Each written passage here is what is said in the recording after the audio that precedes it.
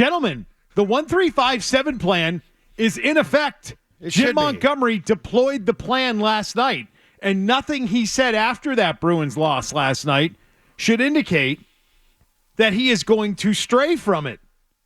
He's going to go back to Swayman in Game 3. He's going to go back to Ullmark in Game 4. Let me ask you something. Don't you believe that's the case? I think that is the case, and I think that is the plan. Why all the magic fingers prior to the game?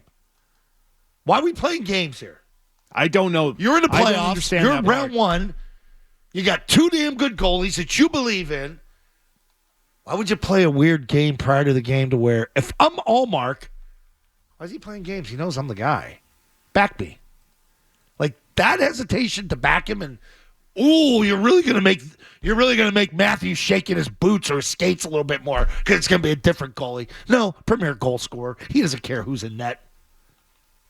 Like I didn't understand the gamesmanship prior to it. Like starting quarterback, that matters. If you got your starter and he's a $50 million a year player compared to the schlep backup who's making veteran minimum, we got an issue holding the guy out until announcing it prior to the start of the game. You got two really good freaking goalies. What are you playing games for? Well, I think the games might come to an end. I mean, I think it was a matter of they didn't reveal. Like he thought he was being funny. I don't think it was funny. They didn't reveal through the first two games if they were going through the rotation or not, but he indicated that they made the decision a week ago. Jim Montgomery made it clear yesterday that his staff knew who was starting in Game 2 a week ago. So there's no lack of confidence in the guys behind the scenes. They know they're starting and when, which is the brilliance of the 1-3-5-7 plan, which is everyone knows when they are playing. There is no worrying about if you're going to get the hook or if you're going to start the next game. No, you know when you're starting. Swayman Game 1. We continue the rotation. Ullmark Game 2. Swayman Game 3. So it's on. It's happening, guys. It's happening. They're doing it. Doing it. And after the game, Jim Montgomery rightfully backed up his goaltender and his performance last night.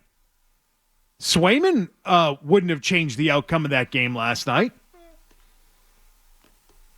Oh, you believe if Swayman played, they'd win the game? I think maybe he would have got one of them. Maybe. It's a huge maybe.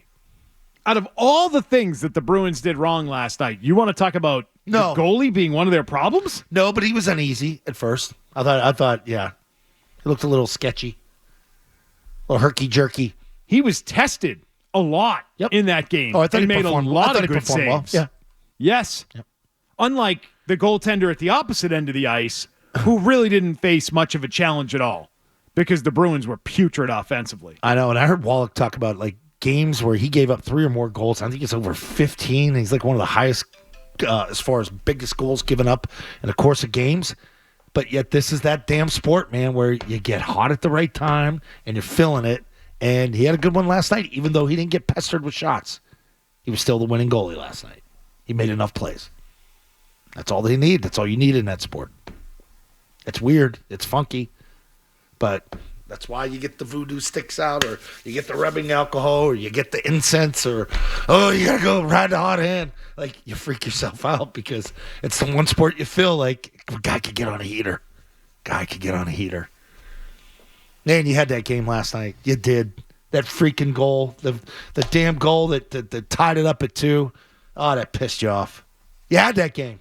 Felt like you had that game last night. That one felt like you let it get away. Really? Yeah. You thought that the Bruins were in control of the game? Not in control, but way? Doing enough. I thought they came out with an edge. I thought they were physical from the start, but there were lulls after that.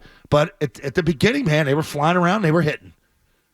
And even Lindholm saved her ass on a couple. I'm like, okay, this is going to be their night. They're going to overcome this. He did. You got to give him credit for a couple of plays that he made, but for the most part, he was a disaster last night. Well, he's not. He stinks in the playoffs. There's something about it for that guy. I mean, he stinks in his own end with the puck on his stick. So that showed up in a big way last night.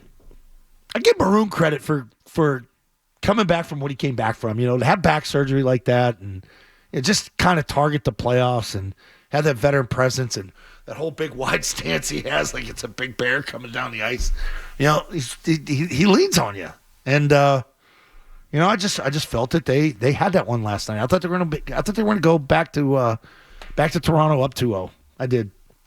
That stupid fan base up there getting excited. I picked the Bruins in 6 in this series. Yeah. So I expected the Maple Leafs to win some games. Yeah, Bruins at 4. And I think I told you after the first game that was certainly not the best that Toronto could offer, and that they would be better in this series. And they were. They were a lot better last night. You said they'd get the bounces, and what happened? They got the bounces. Matthews. Yeah, sick one. They got the bounces. Yeah. They did, including a weird one off the glass. Mm-hmm. Yes. So I'm not surprised, and I don't think the goalie's the problem. You think the goalie is the problem last night? No. I don't know what game you were watching. Nope. No, someone that bailed on the 1-3-5-7 after game 1. Yeah. It pains me to say that no, that was not the issue. 1-3-5-7 still works. Thanks, Cordy Howe. Yeah. Still works. And now, for those of you who are crying about Swayman not playing last night, guess what? You could be made happy now because you're going to see Swayman in Game 3. So congratulations. What if he wins game 3? Yeah, Big. that's when it could get really tricky. Congratulations, you've No, won Game 3. say he wins 3-1. Jim Montgomery has no second guesses about starting Allmark last night. And with no second guesses, you can expect to see him again come Game 4. So I'll see him Saturday, huh? Yes, you will. Okay. When would you pull the plug on 1-3-5-7? I've made this abundantly clear. I think if you McComb. win tomorrow night. It's called the double suck. And last night, Allmark did not suck.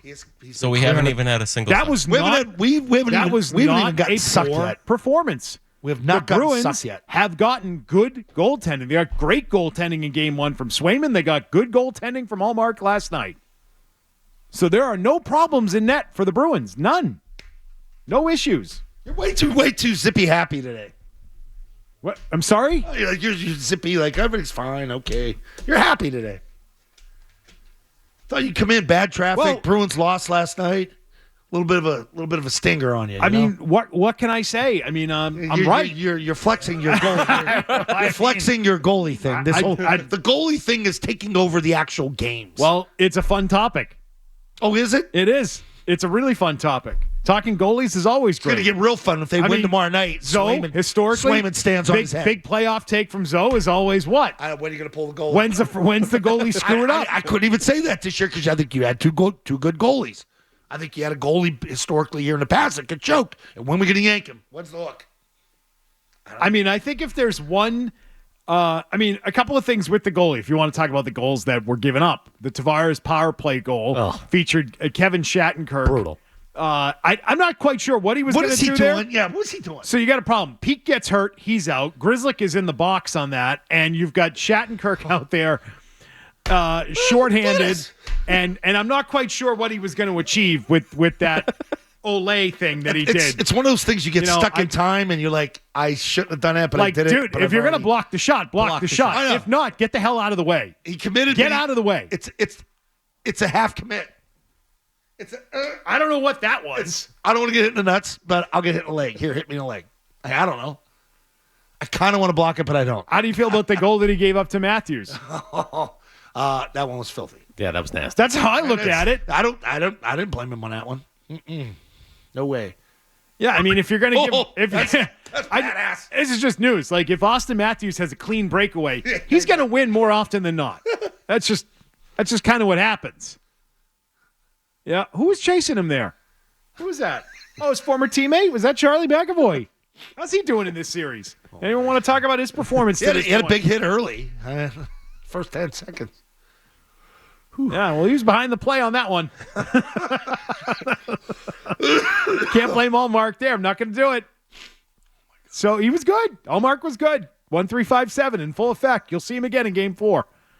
That's what you're going to see. Montgomery doing it right. Tip of the cap to Jim Montgomery for going with this. Because, of course, he may not second guess it, but other people will. Definitely. And he's operating with a level of confidence that I don't think he had a year ago. With the nerve to just do what he thinks is right and is going to serve his team best over the course of a full series. And so I think he's very confident in going with this. Well, to a certain extent, it takes accountability away from him. No, it doesn't take accountability away because if they lose the series and one of the goalies or multiple goalies are bad, he still gets blamed for it. What it does, though, is it takes the in-series decision-making out of it, is what it does. So it gives him... that's kind of what I meant. Yeah, it gives him an easier call to make as opposed to what you do if you decide the rotation is in. Right? There's no in-series decision-making as it relates to it. It gives him an easier call to make.